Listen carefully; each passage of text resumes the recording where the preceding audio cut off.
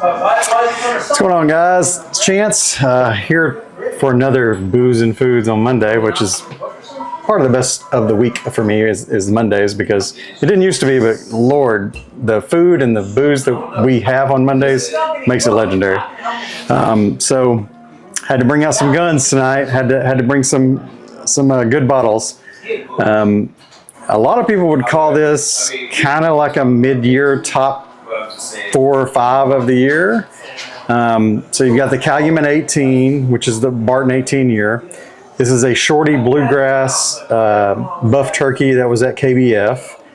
You got Jack 14, which everybody knows about, Jack 12, and then this one is kind of special to me. It's a Hero Selection Jack Daniel's Barrel Pork Rye from Coy Hill Barrel House 1. So this is what I brought tonight as a selection. As you can see, they've all been opened and partaken of tonight. I think this was the only fresh crack tonight, actually. We had to compare it to some Whiskey Blendery 18s just because we wanted to see commercial 18s versus Blendery 18s. But Calumet 18 was Barton 18, and they really had the first shot at 18-year Barton. They chose to do a blend, and it shows as a blend. It doesn't have spikes. It's not a single barrel that would stand out from the others. Very good whiskey. Commercially, it would probably fall in my top 10. I'm lucky enough to get some Whiskey Blendery 18s that a couple of them would beat that. But if all you have is shelf available and you have a chance at Calumet 18, even though the price is a little high, it's a very good whiskey. Worth the price is up to you.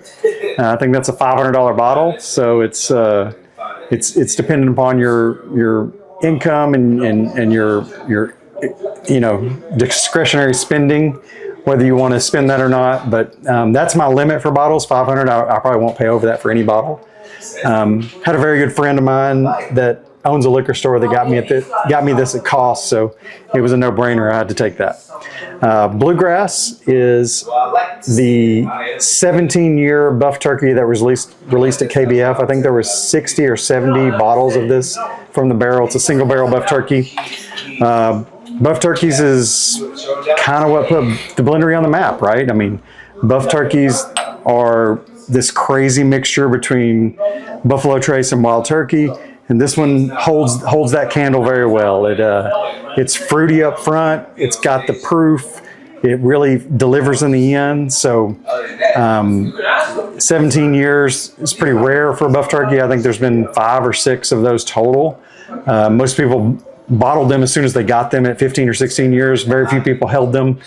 Kobe was nice enough to hold this one and barreled a year later.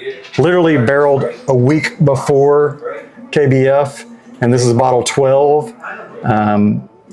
It's a great expression. 109 proof, buff turkey, which is one of the lower proof ones. But if you know buff turkey, you know lower proof means more fruit. So if fruit is your thing, bluegrass would be a great buy.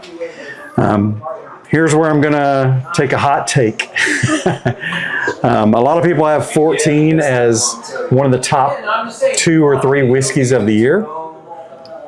Personally, I think 12 is better than 14. That's kind of a hot take. No one really agreed with me when I first said that. There's been a couple of whiskey tubers and things that have come out and said that they believe the same thing. To me, this one's really oaky. It's a great whiskey, but it lacks complexity for me. The 12 is like the sweet spot for JD for me. It delivers on the banana note that you expect from Jack Daniel's. It delivers on the nut note that you expect from Jack Daniel's. And it has the complexity that I like in a whiskey. This is kind of a single note, older, oaky, exquisite whiskey, but it just doesn't have as many flavor spikes as this one. And I like the spikes. I like the ups and downs. You know, single note bourbons don't really impress me. They're not my thing. So the 12 has more notes for me, and I've enjoyed it I've enjoyed it immensely. Not to say this is a bad whiskey. It's still in my top 10. It's just not in the top 3. 12 over 14 for me. Hot take, I understand. You may not agree. Jack Daniel's.